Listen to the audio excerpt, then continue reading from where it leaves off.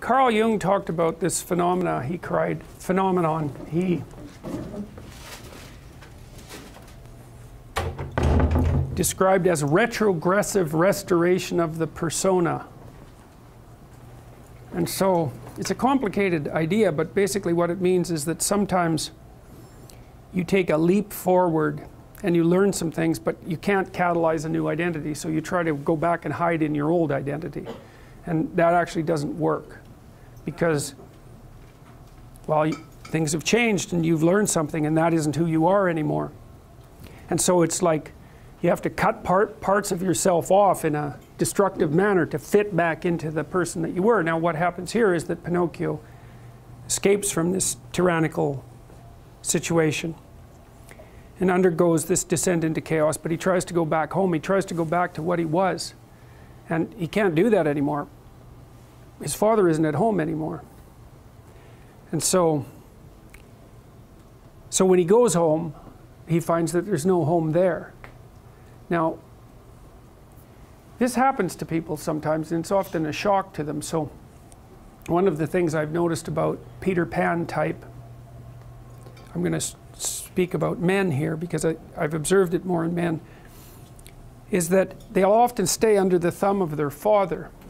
And you think, well, why would someone do that? Because it means they're subject to the tyrannical judgment of their father. They're always concerned about what their father would think, or whether their father approves of them, and so forth. And you think, well, that's got to be an unpleasant place to be. Why would you do that? One of the things that I've suggested to my clients and to other people sometimes is that here's a weird little exercise that you can undertake, a little thought experiment. So you have your parents, and of course your parents have friends who are about their age, and maybe some of them are people you only know peripherally. And I might ask you, well, do you care more about what your parents think than you care about what these peripheral people who know your parents think? And then the answer to that is, well, of course. And then the question that arises out of that is, why? I mean, for someone else, your parents are the peripheral people, and their parents are central. Like, why is it logical that your parents' opinion makes any more difference to you than the opinion of some randomly selected people who are approximately that age? Why is it the case that you would consider that they would know more than someone else? I mean, I know they know you better, and fair enough, but that's not the point. And then another point there is that to the degree that your parents' opinion about you matters more than some randomly selected people of approximately the same age, Jung would say, well, you haven't exactly separated out the God image from your parents, and so you're still under that combination. It's like, it's a complicated thing to talk about, but think about the Harry Potter series. Harry has two sets of parents, right? He's got the Dursley parents, and then he's got these like magical parents that sort of float behind, and he should know the difference between them. They shouldn't be one and the same. They're not for him. And it's like, well, you have your parents and you have nature and culture as parents, and you shouldn't be thinking that your parents are nature and culture as well. They shouldn't have final dominion over you. It means that you're not an individual yet, if that's the case. Freud said, for example, that no one could be a man unless his father had died. And Jung said, yes, but that death can take place symbolically.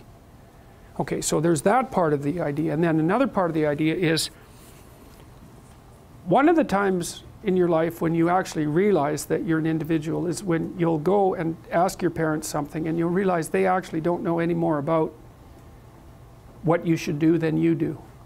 And that sucks.